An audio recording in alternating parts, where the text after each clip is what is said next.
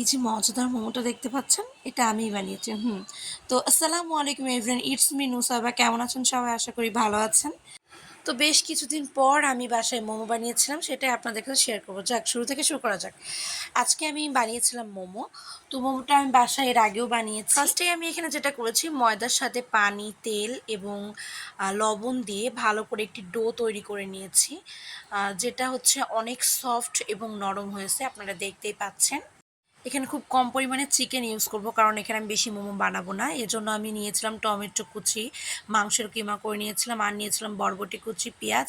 তেলটা ভালো করে গরম করে দিয়ে দিলাম আমি হচ্ছে পেঁয়াজ, বরবটি, তারপর হচ্ছে মাংস, টমেটো এবং লবণ, তারপরে মরিচের গুঁড়া, হলুদের গুঁড়া, তারপরে ধনিয়ার গুঁড়া, তারপরে এখানে বিভিন্ন রকম মশলাই অ্যাড করেছে, যেগুলো আর কি করতে হয়, আদা রসুন।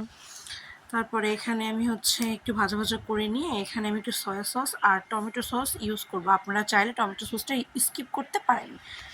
এখন এই ডোগুলোকে গোল গোল করে কেটে রুটির আকারে একটা শেপ দিব। তারপরে মোমোর পুরটা রেডি হয়ে গিয়েছে, এই দেখুন। তারপর আর কি মোমোগুলো আমি ভালো করে বানিয়ে আমি স্টিমে দিয়ে দিয়েছিলাম।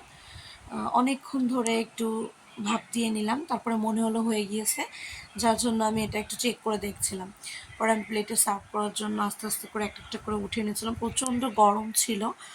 তারপর খাওয়ার উপযুক্ত করে আমি নিয়ে চলে গেছিলাম। এখানে আমি ৩টা সস ইউজ করছি, একটা হচ্ছে তেঁতুলের সস, টমেটো সস, আর এখানে আমি গার্লিক সস করছিলাম, যেটা রেসিপি আমি পরে দেখাবো আপনাদেরকে। এটা আমার নিজের ব্যক্তিগতভাবে বানানো গার্লিক সস, এত মজা হয়েছিল বলার বাইরে। এখানে প্রত্যেকটা সসের থেকে আমার কাছে গার্লিক সসটা বেশি মজা লাগছে। মাশাআল্লাহ, মোমোটা অনেক মজা হয়েছিল এবং আমি আমার শাশুড়ি আর ননদ মিলে শেষ করে ফেলছিলাম পুরো মোমোটা। তো ভালো থাকবেন সবাই, আল্লাহ হাফেজ।